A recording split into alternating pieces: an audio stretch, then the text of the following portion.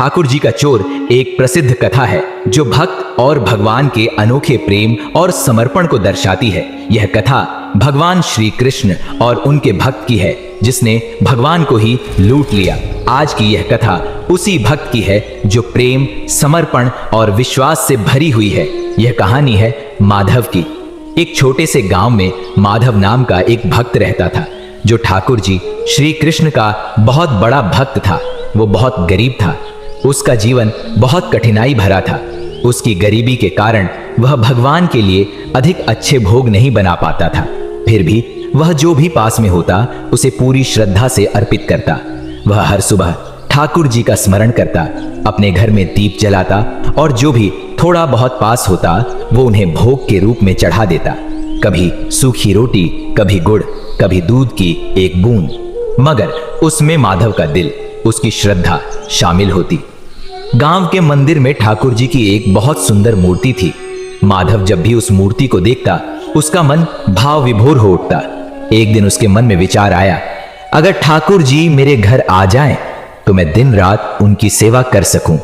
पर तुरंत उसके मन ने टोका, नहीं, यह मूर्ति मंदिर की है, उसे छूना भी पाप है। लेकिन भक्ति जब हदें पार करती है तो उसे न नियम रोक सकते हैं न डर। आखिर उसने ठान लिया कि वह ठाकुर जी को अपने घर लाकर उनकी अधिक सेवा करेगा।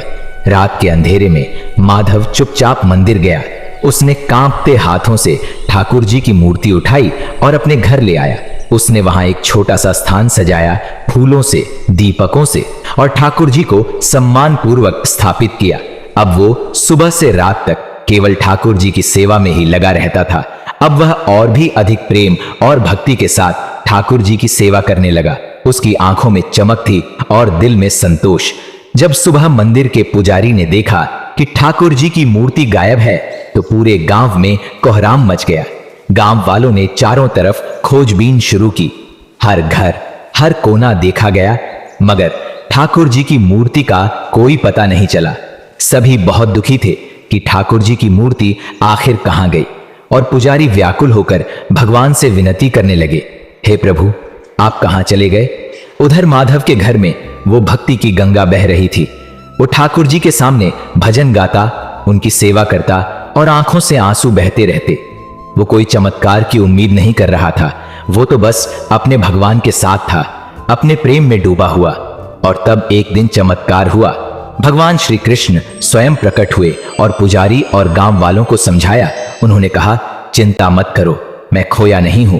मैं अपने उस भक्त के पास गया हूं जिसके प्रेम और भक्ति ने मुझे बुला लिया। माधव ने कोई चोरी नहीं की है, बल्कि यह उनकी अनन्य भक्ति है जिसने भगवान को स्वयं उनके घर आने पर विवश कर दिया। भगवान ने कहा, मैं इस भक्त के प्रेम और भक्ति से इतना प्रभावित हुआ कि स्वयं उसके घर आ गया। इस भक्त ने मुझे लूटा नहीं, बल्कि अपने प्रेम से मुझे जीत लिया है। जहां इतनी सच्ची भक्ति हो वहां मुझे कौन रोक सकता है? गांव वाले जब माधव के घर पहुंचे और जब उन्होंने उसके प्रेम और सेवा को देखा तो उनकी आंखें नम हो गईं। अब वो मूर्ति माधव के घर में ही रहने लगी और वो स्थान एक पवित्र स्थल बन गया।